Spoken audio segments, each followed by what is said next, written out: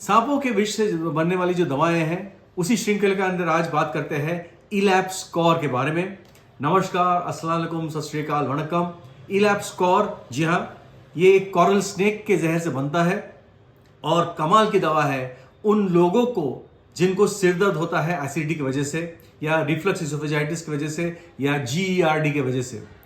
ये जो सिर दर्द है बड़ा यूनिक रहता है, यहां माथे से लेके पूरा पीछे तक जाता है और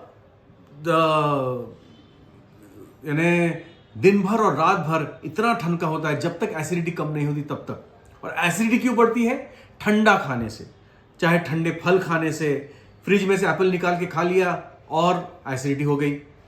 और साथ में ये उन लोगों के लिए भी अच्छा है। एसिडिटी के अंदर ये भी एक चीज होता है, इसोफेजियल स्पाज्म हो जाता है। मतलब पेशेंट जो खाता है तो गले में यहां अटका हुआ रहता है, फिर धीरे धीरे से उल्टी हो जाना पड़ता है उसको, यानी जो अन्न नलिका है वो स्पाज्म में चली जाती है। दोस्तों, इलैप्सकॉर ऐसे पेशेंट के लिए आप खास याद रखेंगे। कॉस्टिकम भी इसके लिए अच्छी दवा है, क्यूप्रम मेटालिकम भी है, एसोफेटिडा भी है इसोफेजियल स्पाज्म के लिए, लेकिन इलैप्सकॉर भी एक इंपॉर्टेंट दवा है। इलैप्सकॉर को और आगे बढ़ाते हुए इसोफेगस में, अन्न नलिका के अंदर जो कैंसर अगर हो गया और वहां पर खाना अटक रहा है और खांसते खांसते खून निकल जाता है तो इलैप्सकॉर सोचा जा सकता है। लेकिन वो खून काला होना चाहिए और धागे जैसा होना चाहिए। उसी तरह जैसे हाइड्रासिस और काली बाई का जो ब्लीडिंग होता है वो बिल्कुल क्रॉकस सटाइवस का ब्लीडिंग होता है। ये सब काले होते हैं और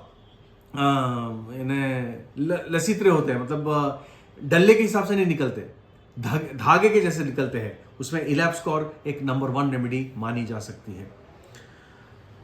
एसिडिटी के अंदर ही पेशेंट को ऐसा लगता है कि पेट के अंदर बहुत ही ठंडा फीलिंग, पूरे शरीर में नहीं लेकिन पेट में इतना ठंडा लगता है कि उसको समझ में नहीं आता कि क्या करना चाहिए।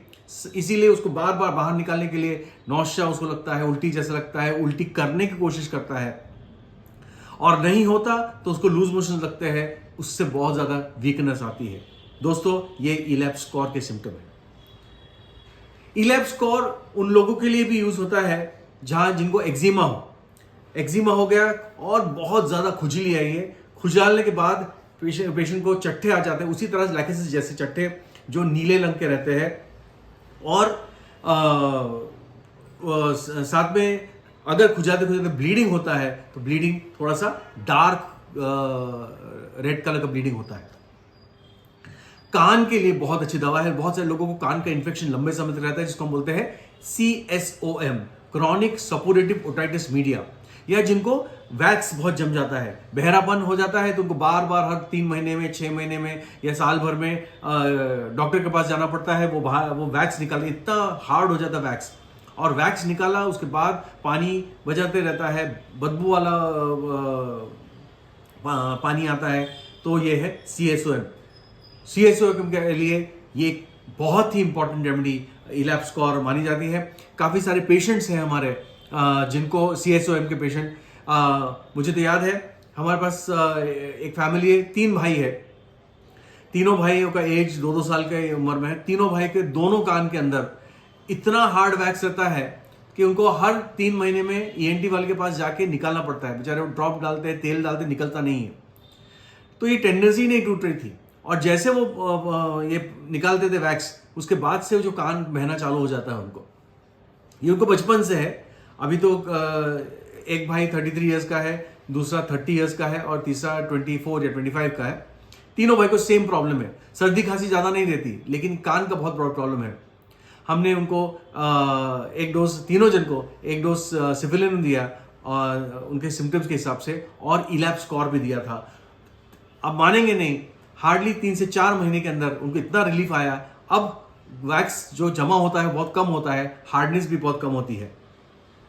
और इनको क्या, एक चीज जो इलैप्सकॉर के अंदर भी है और तीनों भाइयों को भी अंदर भी है कि जब भी उनको कान का इन्फेक्शन होता है तो मुंह से बहुत बड़ी बदबू आती है और नाक से जो बलगम निकलता है बिल्कुल थिक हार्ड ग्रीन कलर का निकलता है, पल्सिटिला जैसा।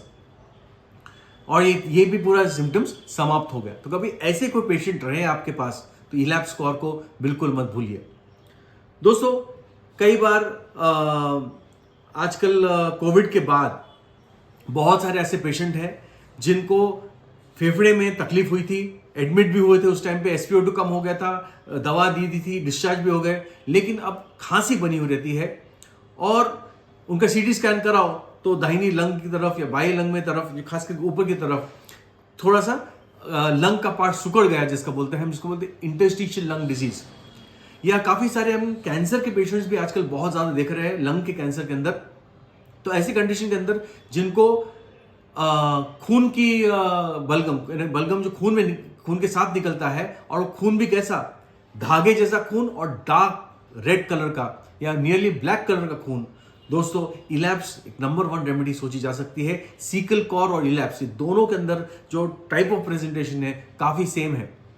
बेचारे कितने महीनों तक पेशेंट बाहर खून निकालते रहते हैं और उसकी वजह से उनको वीक हो जाते हैं, वजन घट जाता है, भूख कम हो जाती है, और साथ में एक सिम्टम है चेस्ट के अंदर या पेट के अंदर अत्यधिक ठंडक महसूस होना, बहुत ज्यादा ठंडक महसूस होना। दोस्तों, जो भी दवा बताता हूं प्लीज अपने होम्योपैथ से कंसल्ट करके लेंगे, खास करके इलैप्स कॉर जैसी दवा अपने मन से ना लें। पोटेंसीज भी आप अपने होम्योपैथ से सिलेक्ट करके लीजिएगा। और जो लोग हमारे चैनल पे पहली बार आए हैं, हमारे वीडियोस को लाइक कीजिए और चैनल को सब्सक्राइब करना ना भूलें। दोस्तों, कोई भी प्रश्न हो तो वीडियो के नीचे पूछ सकते हैं, और इंस्टाग्राम पे आदिल होम्यो सेंटर के नाम से हूं। इलैप्स कॉर खत्म नहीं हुआ, और भी सिम्टम्स बाकी है। दोस्तों, कुछ लोगों को एक ऐसी बीमारी है, खासकर फीमेल्स में ऐसी बीमारियां थी जहां जरा भी ठंडी आई तो उनको ग्लव्स पहनना पड़ता है, मोजे पहनना पड़ता है, क्योंकि उनके हाथ और पैर इतने, खास करके उंगलियां इतनी ठंडी हो जाती है, ऐसा लगता है कि बर्फ जैसा जमा हुआ। ये सेंसेशन हेलोडर्मा करके ड्रग में भी है। तो बिल्कुल तो जो उंगली है, उनके नाखून नीले पड़ जाते हैं सिर्फ ठंडी के अंदर, और घुटने अकड़ जाते हैं, ऐसा लगता है कि मोच आ गए घुटनों के अंदर। इसको बोलते हैं रेनॉल्ड्स फिनोमेना।